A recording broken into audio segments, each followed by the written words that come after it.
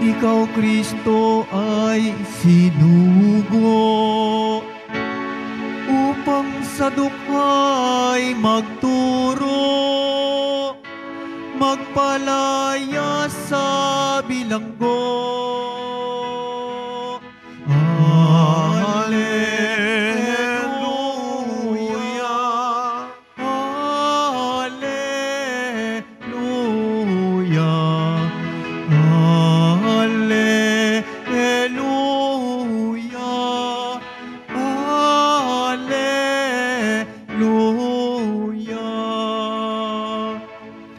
Sumainyo ang Panginoon. At sumairin. Ang mabuting balita ng Panginoon ayon kay San Lucas. Papuri sa iyo, Panginoon.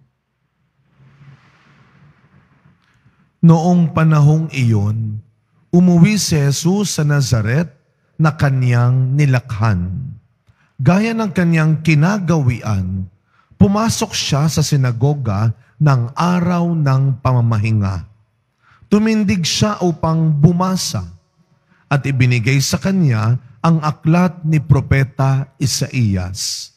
Binuksan niya ang aklat sa dakong kinasusulatan ng ganito, "Sumasa akin ang Espiritu ng Panginoon, sapagkat hinirang niya ako upang ipangaral sa mga dukha ang mabuting balita. Sinugo niya ako upang ipahayag sa mga bihag na sila'y lalaya, at sa mga bulag na sila'y makakikita, upang bigyang kaluwagan ang mga sinisiil, at ipahayag ang pagliligtas na gagawin ng Panginoon." Nilulun niya ang kasulatan, at matapos isauli sa tagapaglingkod, siya'y naupo. Nakatitig sa kanya ang lahat ng nasa sinagoga, at sinabi niya sa kanila, "Natupad ngayon ang bahaging ito ng kasulatan samantalang nakikinig kayo." Pinuri siya ng lahat at namangha sa kanyang napakahusay na pananalita. "Hindi ba ito ang anak ni Jose?" Tanong nila. Kaya't sinabi ni Jesus, "Walang pagsalang babanggitin ninyo sa akin ang kawikaang ito. Doktor, gamutin mo ang iyong sarili. Sasabihin din ninyo sa akin, gawin mo naman sa iyong sariling bayan ang mga nabalitaan naming ginawa mo sa Capernaum." At nagpatuloy ng pagsasalita si Jesus. Tandaan ninyo, walang propetang kinikilala sa kanyang sariling bayan.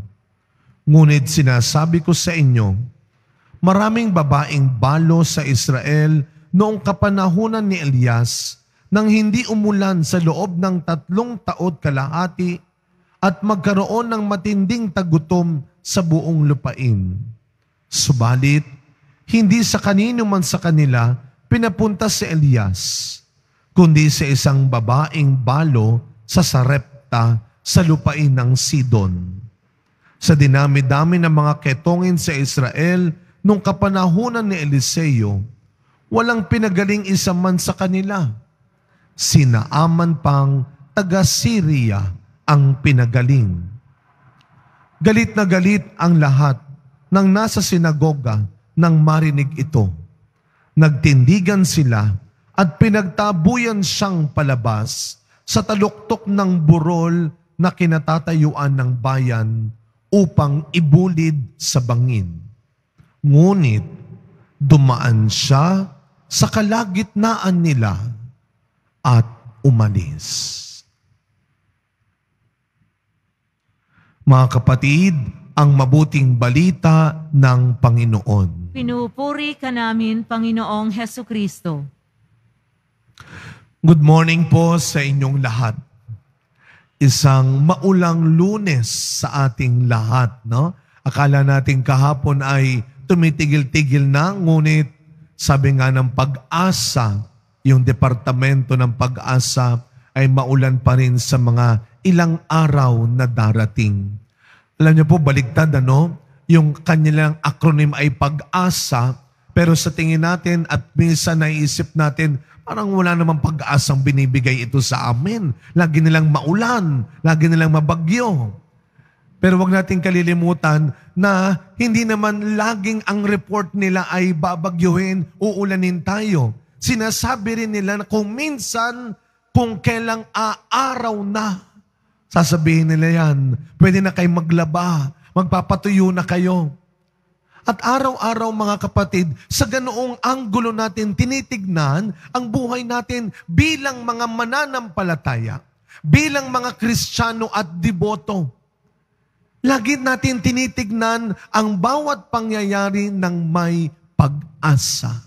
Ang ganda ng ating unang pagbasa ngayon. Lunes na Lunes, ito ang pinapaalala sa atin na darating at darating ang araw, bubuhayin, ibabangon ng Panginoon ang lahat ng mga naunang namatay sa atin, ngunit nanalig upang isama niya. Kaya nga lagi sinasabi, ang kamatayan ng tao sa mundo ay ang simula ng kanyang buhay kay Kristo. Ang buhay na walang hanggan. Ngunit huwag kalilimutan yung huling bahagi. Bubuhayin, isasama silang mga nanalig sa Panginoon. Kaya araw-araw, yun ang baunin natin kapag lumalabas tayo ng bahay. Hindi lang payong, hindi lang kapote, hindi lang jacket. Higit sa lahat, pananampalataya, pananalig. Na anumang hindi magandang nakikita, nangyayari sa paligid natin, baunan natin ang matinding pananalig na maaayos pa rin, hindi lang natin.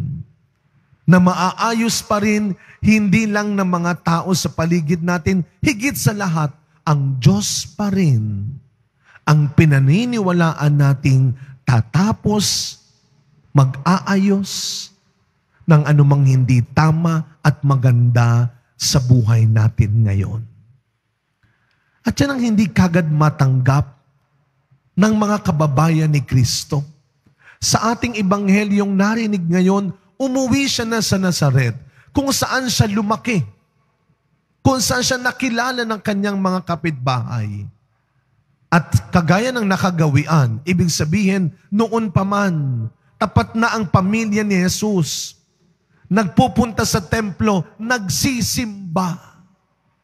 Yun ay nakagawian na. Nagpunta siya ng templo, may binasa siyang bahagi ng kasulatan kung saan nasasabi ang sulat ni Propeta Isaías, sumasa akin ang Panginoon. Ito ang pinakabuod. Ito ang pinakadahilan. Sabi nga natin, si Kristo ang katuparan ng pangako ng lumang tipan. Si Kristo sa bagong tipan, in the New Testament, is the fulfillment of the promise in the Old Testament. Kaya sa huli, anong sabi ni Kristo? Lahat ng sinabi ni Propeta Isaías ang magpapakita sa bulag, ang magpapalaya sa mga bilanggo, ang magpapaginhawa sa mga pinahihirapan, ito na ang katuparan ng sinasabi niya. At pagkatapos basahin ni Kristo yon, di ba ang sabi, natuwa sa Kanya yung mga tao. Bakit? Sapagkat alam nila, naririnig na nila ang mga ginagawang kababalaghan ni Kristo. Kaya ano ang sabi niya? Ano ang sabi nila? Baka naman pwedeng gawin mo rin dito yan. Total naman, kababayan mo kami. Taga dito ka, di ba? Di ba ganyan-ganyan ang ugali natin ngayong kuminsan? Kapag kababayan mo, kapitbahay mo, kamag-anak mo, ang nasa isip mo, dapat una ka. Meron ka rin. Pero mga kapatid, bilang mga Kristiyano, huwag nating kalilimutan, hindi sapat na tayo ay magkakakilala lang. Hindi sapat na tayo ay magkakadugo lang. Ang hinahanap ni Kristo ay ang pananampalataya ng bawat tao. Hindi ang relasyon, lalo na, hindi lang ang koneksyon ninyo. Sa pagkapatuloy na misa natin, mga kapatid, Sinisimulan natin ang isang bagong linggong ito.